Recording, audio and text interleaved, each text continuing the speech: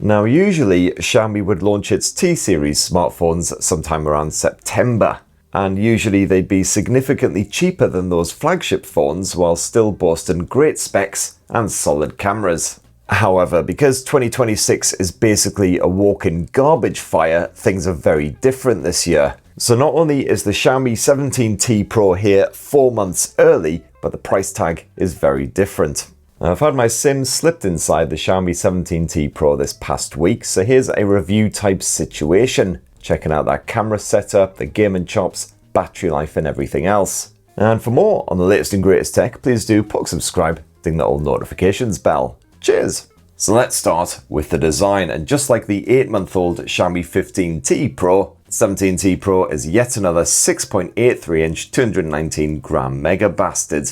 In fact, it looks pretty remarkably similar to last year's T-series blower, to the point where I'm pretty sure I'd struggle to pick out which was which, and that's even if I was 100% sober. It certainly looks and feels premium enough. It's got proper heft to it, of course. That display pretty much fills that front end as well. Very skinny bezels surrounding it with a lovely symmetrical finish. You've got a metal frame and it looks like a unibody almost, because you've got the same tone and texture around back, but it is a matte glass finish around back. It's thankfully highly smudge resistant. I haven't had to give this thing a buffing the entire time despite lots of greasy chicken shenanigans. And that design, hardly's original for sure, but it looks pretty smart, pretty slick. You can grab it in a small selection of colors. This is the deep blue, which is rather lovely. You can also grab it in violet or black. The 17T Pro isn't particularly chunky itself, but you do have a chunkster of a camera bump jutting out the back, which certainly adds on a good bit of girth, but I'm happy enough about this because the smooth finish to the Xiaomi 17 Pro means it is rather slippery, so if you are using it one-handed, at least that camera bump doubles as a finger shelf to improve the stability. And the phone's reasonably hardy. You've got Gorilla Glass 7i up front, which is quite scratch resistant. You do have a screen protector slathered over the top of that as well. And the phone is IP68 water and dust resistant, which of course is the least you'd expect at this price point, so it can be fully submerged in the drink, no worries. When you want to unlock the Xiaomi 17T Pro, well, it is just an in-display optical fingerprint sensor, which is a bit of a shame. I was hoping for an ultrasonic upgrade this time around. But mercifully, it is one of the better ones. I rarely have to double tap my thumb or anything to get into that. It generally recognizes me first time, even if my hands are quite dry, quite moist, or yes, quite chickeny. I am starting to realize I do eat an awful lot of fried chicken. I should probably calm down with that shit. There you got Face Unlock if you prefer. And then once you're in there, it's Android 16 with our great mate, the HyperOS launcher slathered on top. Woo, yay. And if you're new to HyperOS version 3, well, it doesn't muck too much with Android. You've still got your Discover feed, still dragged down a few notifications and such forth, although notifications and control center are split apart. It also adds in quite a few bonus bits like a dedicated gaming mode, which is good. The UI is also highly customizable as well, so you got plenty of always-on displays to choose from. You can tweak some of the animations as well, throw in different effects. You got a few handy Xiaomi apps chucked on here as well, although some of these do seem rather adamant they want to chuck a load of cookies on your device, which is slightly aggravating. And yes, as standard, the Xiaomi 17T Pro does come stacked with crapware as well, stuff like AliExpress. That can piss right off. Plenty of Amazon shenanigans. No Booking.com, so that's a minor victory, but Facebook, LinkedIn, of course. And naturally, of course, 2026, you've got a bunch of AI stuffed on here. All the usual shenanigans. You can have it compose an email to your mum if you're too busy playing Fortnite or something. Real-time translation and subtitling, yada yada yada. And unlike the likes of Apple Intelligence, it all actually works. But of course, one of my absolute favorite AI tools on Xiaomi's latest smartphones is the AI dynamic wallpapers. And this allows you to upload any photo from your device, and then the AI shindiggery will have a go at it and basically turn it into a video. So here's my daughter looking incredibly disinterested, tapping away on her phone just as she does in real life. I always enjoy the ones it spaffs out of my three-legged cat as well. Here he is, having a good old go at his leg. Absolutely adore the finishing, gormless expression. And also generally works quite well with random animation shenanigans as well, bringing them to life. Sometimes works better than others. Good old engine, for instance, barely animated there. I guess it didn't really know what was going on here with his umbrella and everything. And of course, good old One Punch Man, who I resemble more and more every day, besides the muscles, obviously. I do see the occasional wee bit of balkiness in here as well. A couple of times, for instance, I've swiped right and the Google Discover feed simply hasn't existed. It's just blank space. And occasionally an animation will just judder or freeze in the middle, and I don't think it's down to the performance, I think it's down to HyperOS. But just got to mention, of course, I am reviewing the Xiaomi 17T Pro ahead of launch, so you would expect a wee bit of bulkiness here and there anyway. But even on Xiaomi smartphones that have been released for over a year, you still occasionally see this wee bit of jank. It's just good old HyperOS. Gotta love it. Anyway, as I say, if you want to know more about HyperOS version 3, I have done a full in-depth video on that bad boy, so go check that out.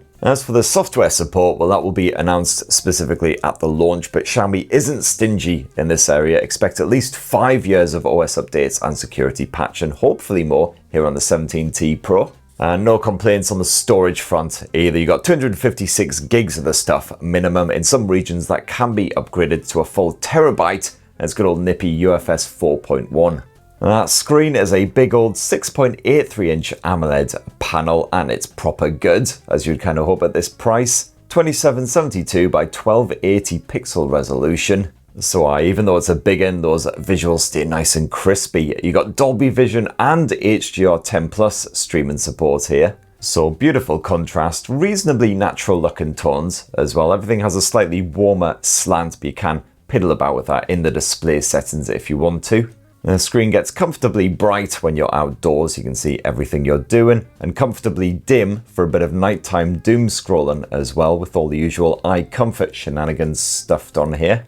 However, I did randomly find that the auto brightness was a wee bit slack at times, so sometimes in brighter areas I did have to just manually boost the brightness just to clearly see everything that was going on. So the 17T Pro just as confused as the rest of us Britons when the sun decides to shine. Everything nice and smooth as well, or as smooth as anything ever is in HyperOS. You got 120Hz support for general apps and 144Hz support for games that can run that fast. And good news if you are sensitive to a bit of OLED flicker, because you've got proper DC dimming on here as well, so hopefully that should help. And you've got an alleged stereo speaker setup here on the Xiaomi 17T Pro, but unfortunately it is rather imbalanced. As well, that bottom speaker certainly plenty powerful, nice and loud and everything. Up top you don't have a proper dedicated speaker, it is just the very tinny earpiece speaker. A proper sweat on every now and then, and not just from consuming excessive amounts of Monster Munch. And thankfully, as I say, that bottom speaker is loud and powerful enough where you can just, relax and enjoy a bit of YouTube or Netflix without having to bug on the headphones or anything, but you certainly don't get a decent stereo surround sound effect. And when I did want to slap on a bit of music or something, I always put the Bluetooth headphones on. Got Bluetooth 6 support, and I found the streaming from this thing absolutely flawless, even when out and about in quite busy areas.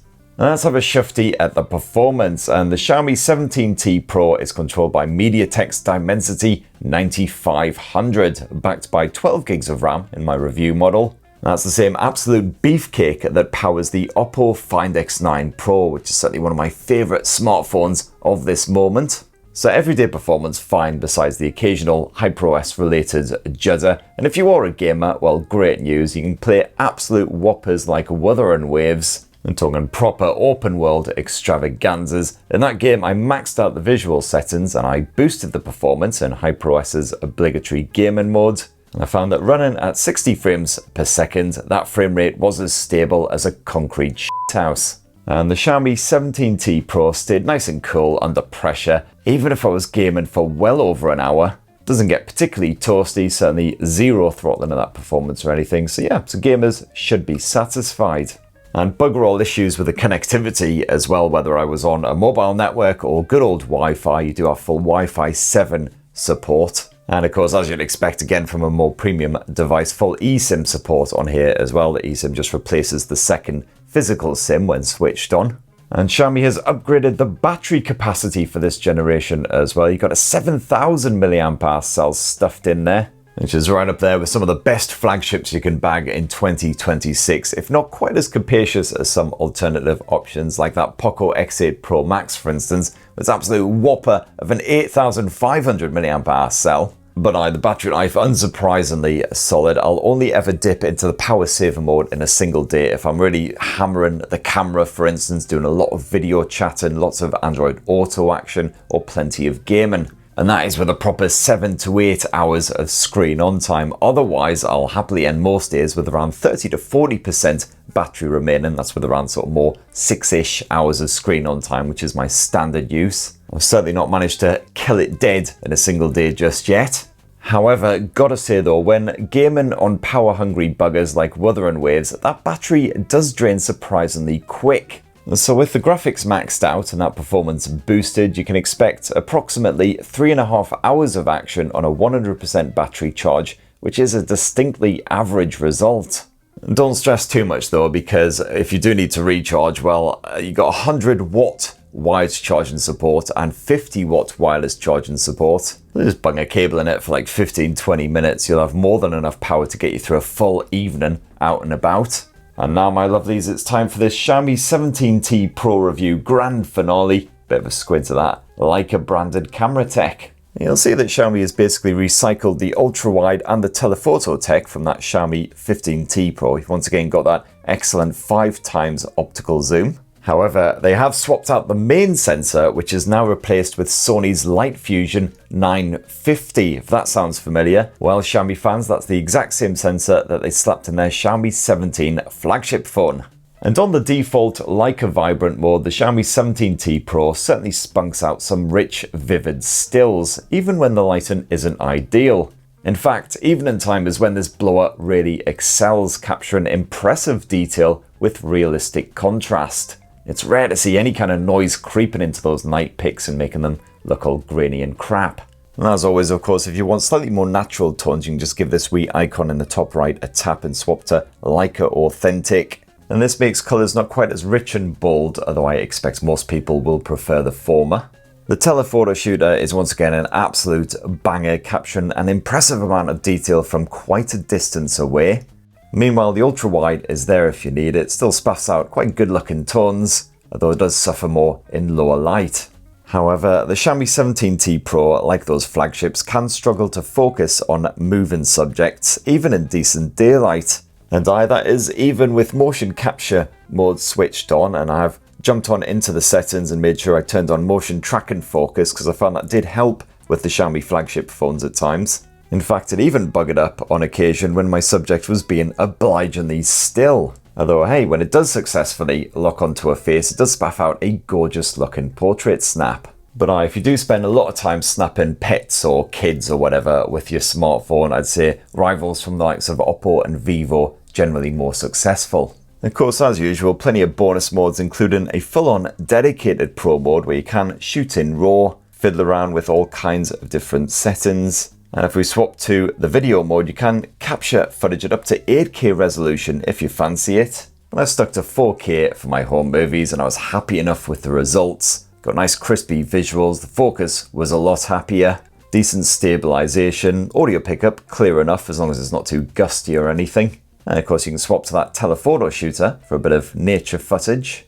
And if you want to shoot in slow-mo, you can even shoot 4K resolution footage at up to 120 frames per second. And that's with 6 minutes of continuous shooting as well. And then lastly, up front on that Xiaomi 17T Pro, you've got yourself a 32 megapixel selfie camera, which you can use to record your sweaty, pallid face at 4K resolution, just at 30 frames per second. There's no 60 FPS option here. The stabilization's okay. Audio pickup, bugger all problems with that.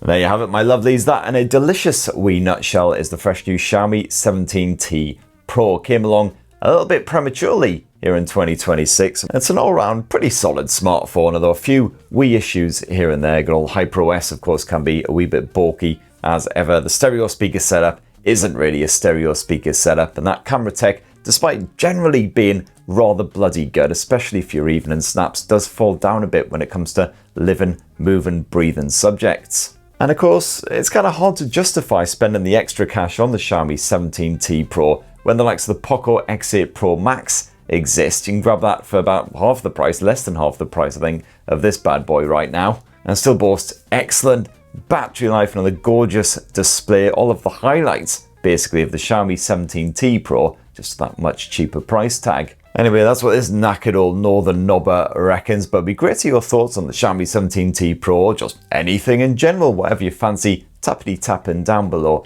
in the comments. And while you're down there, hey, why not poke subscribe, ding that notifications bell, and also have yourselves a ruzzy, wonderful rest of the week. Cheers, everybody. Love you.